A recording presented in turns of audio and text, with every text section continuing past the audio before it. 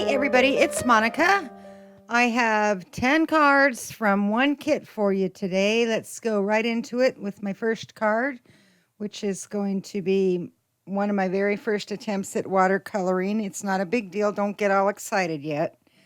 I took the stamp and it has a bunch of sentiments that you can make into whatever you want it to say, as using the words that are in there, of course.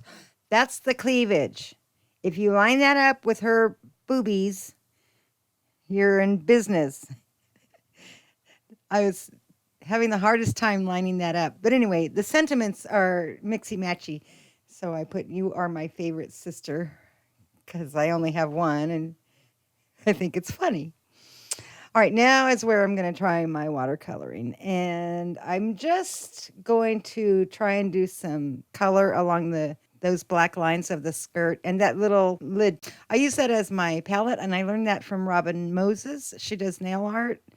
So it's cool because it's white. You can see the real color underneath it, and it catches the extra water in the little lip area. What I'm doing right here is making it more wet. And like I said, now I'm going to follow the lines and just kind of accent what's already there on the stamp. Do I have enough brushes in my hand?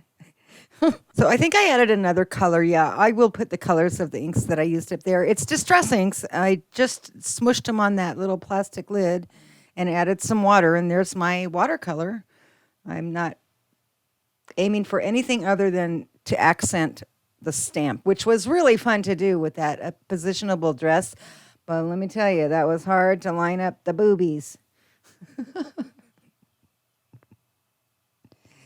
So now I'm looking for something to make the ground look like a ground.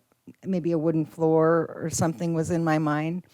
So I'm trying to make a color that's going to be a wash that will go across the bottom of the card. It'll also divide it in thirds, which will give me a nice layout.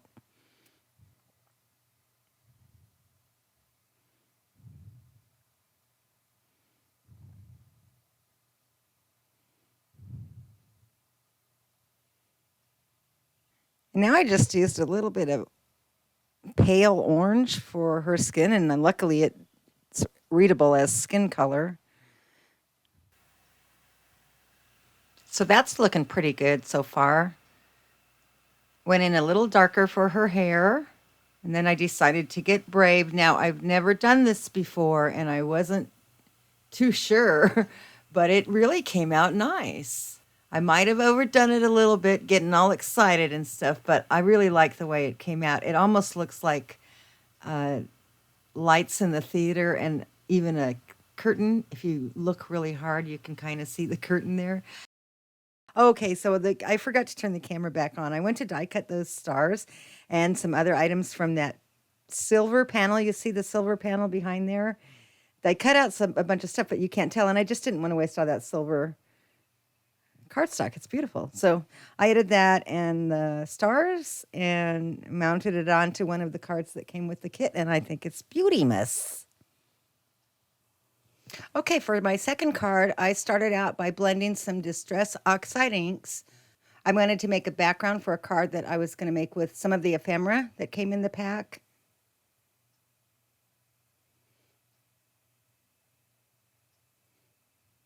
Not sure if I like that color combo there. And right here is where I found out that the more you put on top of your surface, the easier it will blend. Or I didn't have enough patience. I'm not sure. But in the end, I got them all to blend super nice. So there she is. I put her on the card, and it looked like she was floating in the air. I always just feel like I need to anchor something. Now, here's the fun part. I have never worked with Distress Oxide inks, and I know you're supposed to use water with them. That's what they're all about. They react with water. But I've always thought a lot of the girls' cards are so pretty. Why are they ruining them? So I had an open mind, and I decided to try it there. And because I knew I could at least try to control it, and I was able to, and I love it. So there you go. I put on 3 stars, and I ended up using some pink stars, those little 3 pink ones, from the sticker pack that came in the kit. They're pretty thick. They're like an 1/8 inch thick, maybe. And only till at the end right there is where I saw a fourth star would balance it all out. But I wasn't planning on that fourth star. I guess I'm trying to say, luckily, it came out really cute. Okay, so now for this card, I really wanted to use that little dress that was in that bag of ephemera. So I made a window and I put some vellum in there. It's actually tracing paper, which is a lot cheaper than vellum. And I outlined it with some of the pattern paper that I cut from a scallop border die that I have. And I embellished that with some of the flowers that were also in the die. And I thought if I put the dress on there, the tape from the back of the dress is going to show through the vellum. So I decided not to do that. And instead, I just dressed up the inside of the card a little bit more.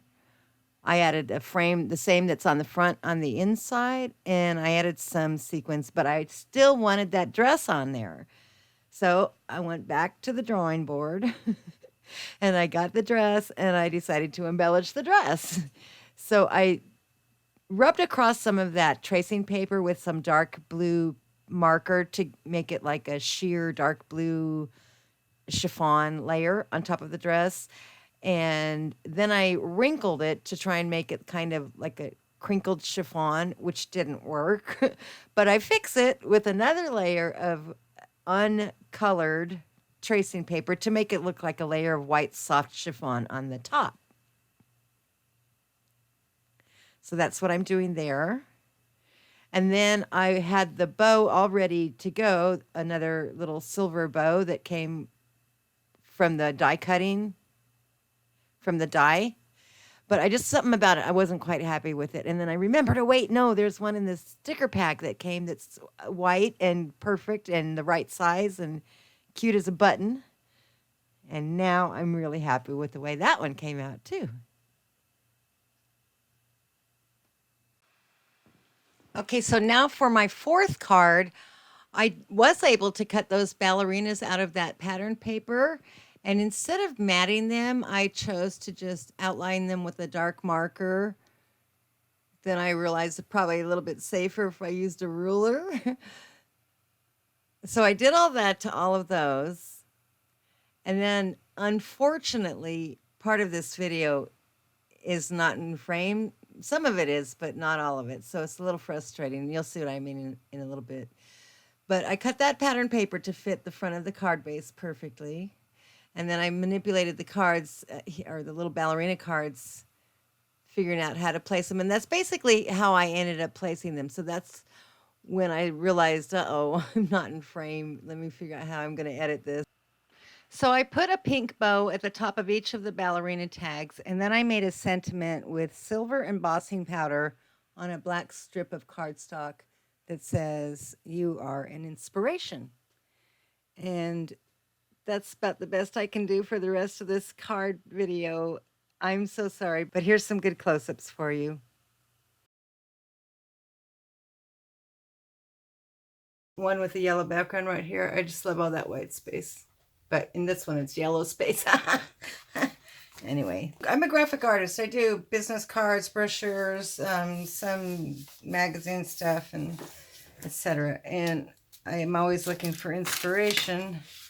But I thought I could just flip through here and use a layout from one of these things for a card. Ooh, I like that. This one with the yellow background right here. I just love all that white space. But in this one, it's yellow space. Anyway, that means I need one focal image and one long thing. I'm going to get one of their card bases, find some paper that I can cut as a strip, but I need the focal image. Call me or something like that. All right, just got to use your imagination. Let's see. I like the idea of the stripes and this together. I'm not going to go any further. That one. Out of there.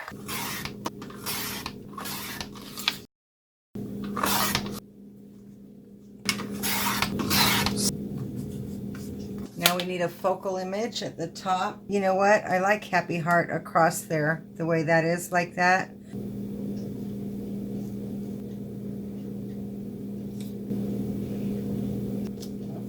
It's easy because you can go by the lines, huh? Oh, this is going to be so pretty and so fast. Sweet.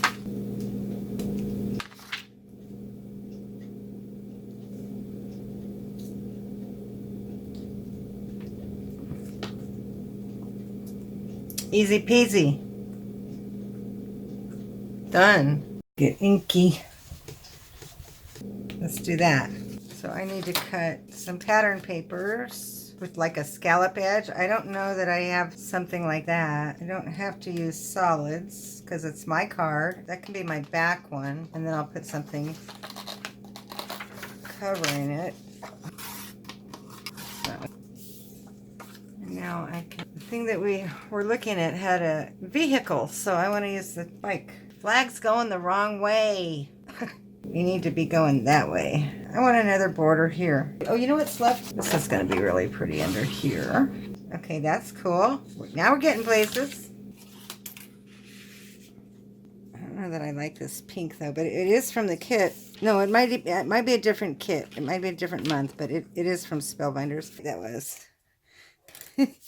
I had to cut it out of what right there, and I made it. Look at that, how tight that was right there. Still don't like the pink color there. You know what? I have inks. I can change the color. Get inky.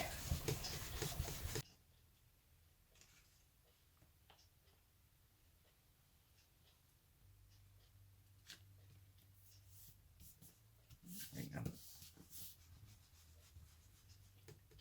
Okay, that's enough.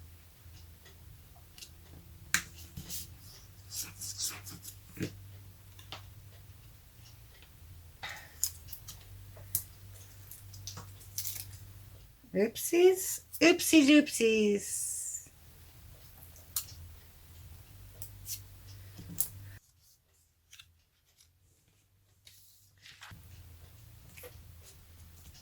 Now we're talking. Sometimes when I'm working, I talk to myself. That's glue, dummy. Dummy! Dumbass. Stupido. Never fear. Underdog is here. Who remembers Underdog? Tell me if you remember Underdog. I want to know. What's your favorite cartoon from your childhood? Remember Penelope Pitstop? She was so cool. She was like my female heroine that I loved. Kind of looks like Spanish fans, you know? Sorry, I'm going to have to do this on everyone, but I'll back up. Yeah, now that's looking cool. It almost looks like there's no dancer. I can pretty much line this one up with the red skirt. That's what you want to line up anyway, but I know it's not an even pattern, but that's okay. Should I do her body in black? I think I should, huh? And actually, it'll be a lot easier to line her up in black. I'm not liking it at all. This one you can hardly see.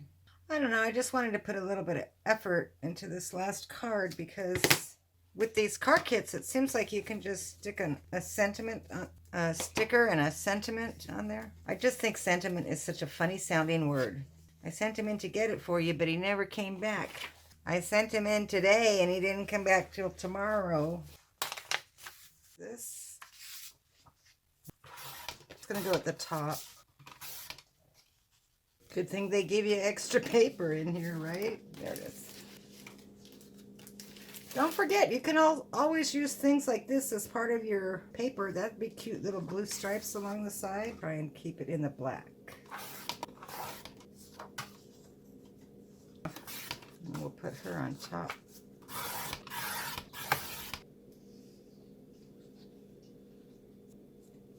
Chop off their feet or their head. So there's a cool story about ballet shoes. There's a company called Capezio. I believe they're in France. I'm not sure. I should look that up. But they make pointe shoes, those shoes that ballerinas use to go on their tippy toes. And they're pretty precise. Once you get to be a very prominent dancer in like ABT or New York City or something like that, I guess you can have your own shoemaker make your shoes for you. So that person, the shoemaker, becomes like the only guy that can make Jennifer's shoes, say for instance. I wonder why I chose the name Jennifer, right? So then, oh crap, hold on, let me think about this. Let me focus on what I'm doing. Focus.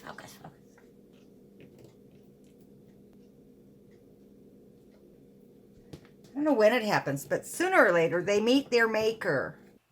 So I just wanted to clear that up. It's kind of funny that you go meet your maker. These girls know who their makers are, but they don't always get to meet them. And I'll put a link for a really cool story in the description for you. Just looking for something more fancy. There we go. You are wonderful.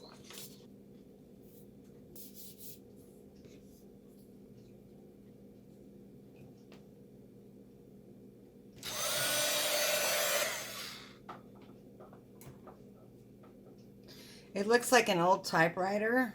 I'm going to try it again, but not so, I'm just going to lightly kiss it. That's glue, dummy. Dummy! Dumbass. Stupido.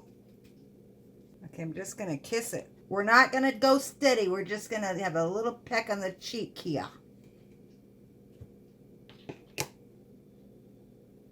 Much better.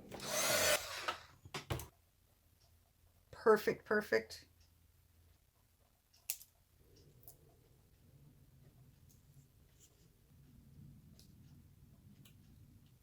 These kits are fun, but my best suggestion is to just not give up, because sometimes you think you're gonna, I mean, when you've got a real fail going on, give up. Don't be spinning your wheels. But most often I find that if I just keep going,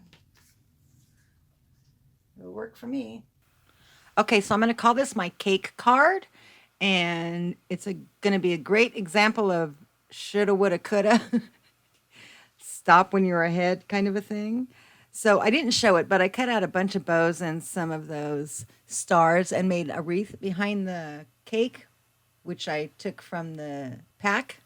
And right there, I probably should have. But I wanted to do more, so I found a new background, which is really kind of cool. I love that paper.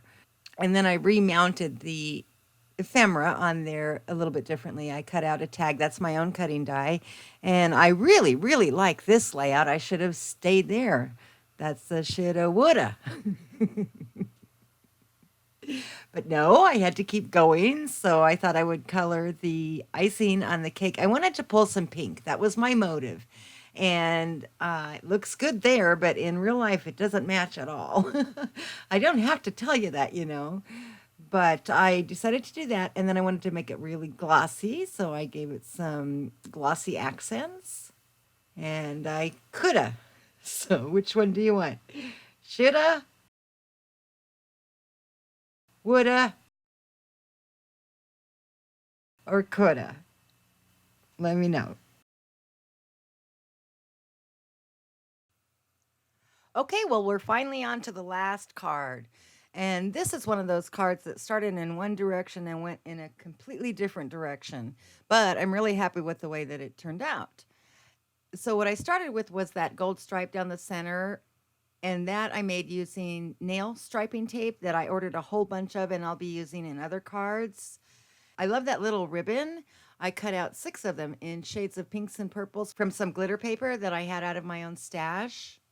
And then I was trying to arrange them in some kind of a circular wreath pattern is what I was going for. But while I'm assembling this, because it's pretty self-explanatory, I wanted to make a couple of announcements. One, I hit 100 subscribers. Yay! I know that might not sound like a lot, but to me it's a big deal. So thank you for that. And then secondly, I've got Simon Says stamp coming up next, 10 cards, 1 kit from that one. And it's beautiful. It's the Delicate Flowers kit that they have. And back to the card for a second. I couldn't get that gold tape off of there, so I had to cover it. And I decided to cut some of that purple glitter paper.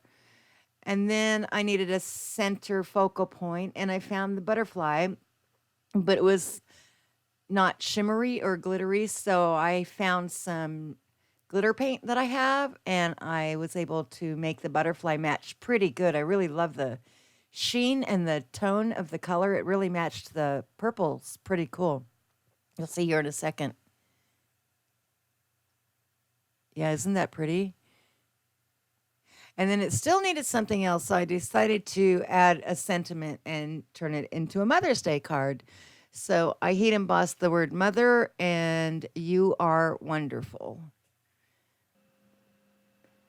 And then I added some white polka dots around the perimeter of the butterfly. You'll see here in a second. And then I even added more later for the finishing product shot, so to speak.